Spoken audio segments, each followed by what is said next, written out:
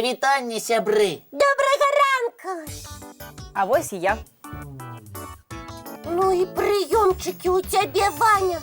Чаму ты нашых гледачоў вучыш? Мы гэтак з Ванем павіталіся. Так, Касечка, я нікога не дражніў. Такім чынам вітаюцца жыхары Тыбету. А я Ване адказаў паклонам па-японску. І я хочу таксама незвычайна павітацца. Зараз я выйду, а вы прыкіньцеся, што мяне яшчэ сёння не бачылі. Дамовіліся. Гатовыя? Ужо зачакаліся. І што гэта такое? Як што? Маё прывітанне сама прыдумала. А што? Вельмі арыгінальна. Давай паспрабуем, Лесік. Ой, галоўнае, каб галава не закружылася. Ой, пасля такога прывітання можна ўжо і развітвацца, нешта я стамілася.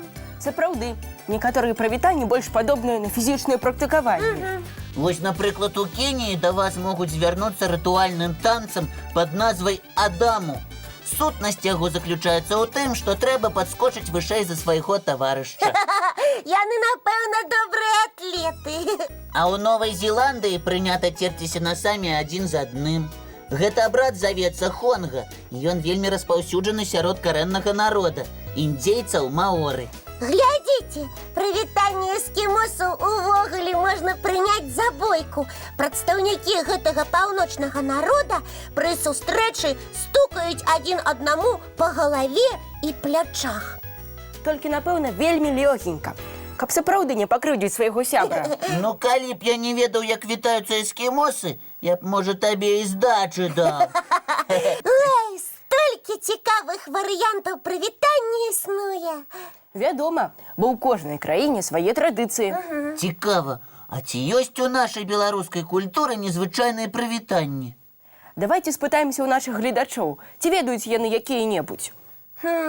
Сябры, дасылайце нам лісты з прывітаннямі. Можаце нават прыдумаць свае варыянты, як я.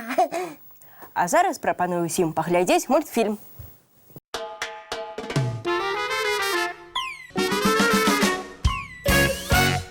Так, Ваня, галоўнае добра валодаць тэмай. Карацей, быць упэўненым у сваіх словах. Так, быць упэўненым.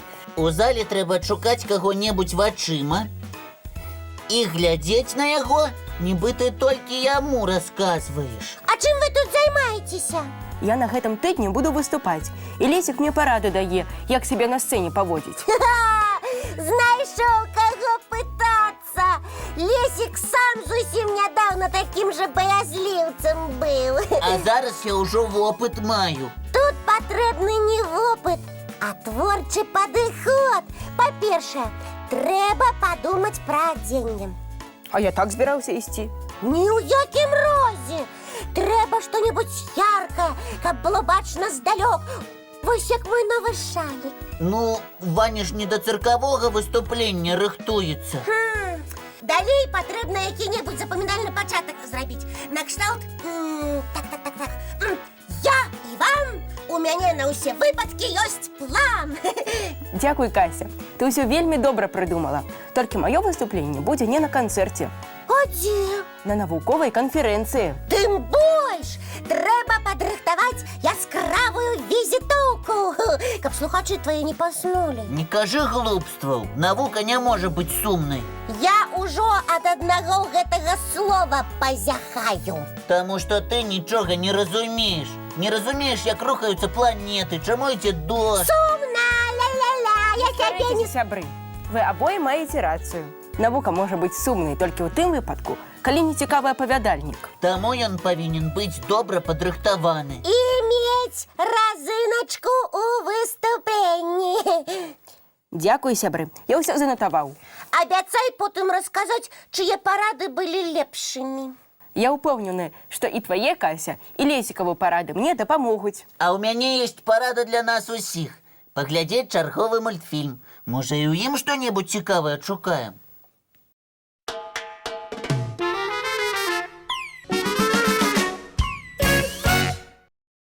Кася, а што гэта ў цябе? А гэта мне Ваня не даў паглядзець. Кніга, якую усім удзельнікам добраахвотнага пажарнага таварыства падарылі з загадкамі. Ой, я вельмі люблю загадкі адгадваць. Давай паглядзім, якія тут ёсць. Вось, напрыклад, ён такім бывае розным, чырвоным, блакітным і нават алімпійскім. Ой, вельмі лёгкая загадка, гэта ж агонь. О, А вось давай я табе загадаю без кнігі. Ты ніколі не зразумееш, што я загадаў. я пастараюся адразу адгадаць, каб ты не асабліва нос задзіраў. Стаіць, маўчыць, а пераколеш шыпіць і пена ляціць.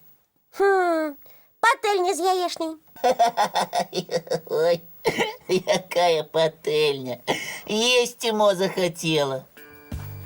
О, а вось табе і падказка. Што, Ваня шыпіць? У чым справа? А у нас загадкі якраз па тваёй тэматыцы. Слухай, Кася нешта ніяк не здагадаецца. Стаіць, маўчыць, а пераколеш шыпіць і пена ляціць. А можна я адказ прадэманструю? А ў цябе ён што, з сабой? Вогнетушитель. Гэта з яго пена ляціць, а я ніколі не бачыла, як ён дзейнічае. Не так даўно у нас праходзіў занятак у добраахвотным пажарным таварыстве. І там нам не толькі распавялі, з чаго складаецца вогнетушитель, а яшчэ дазволілі ім скарыстацца. А хто з табой яшчэ быў?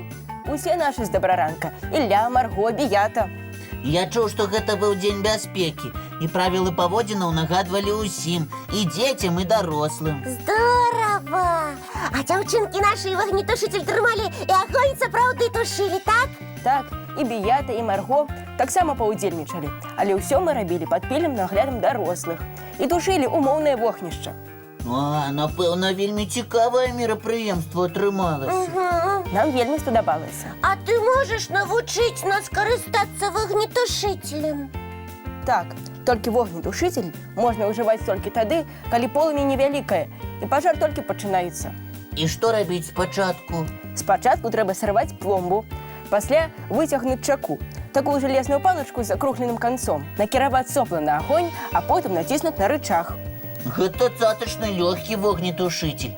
А сапраўдны колькі важыць? Каля 7 кілаграмаў. Ого! Я такі не падыму. А табе і не трэба. Вогнетушитель – гэта не цацка. Ім павінны карыстацца толькі дарослыя. А калі пачнецца пажар? Ага. А гэта вы ўжо павінны ведаць. Я магу адказаць.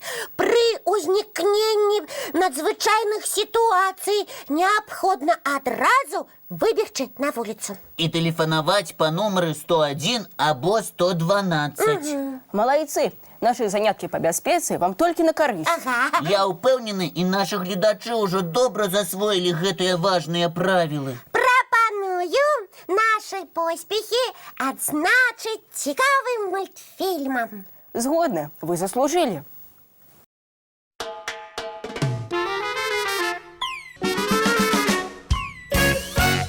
Мне здаецца, што ўжо трэба збірацца на заняткі.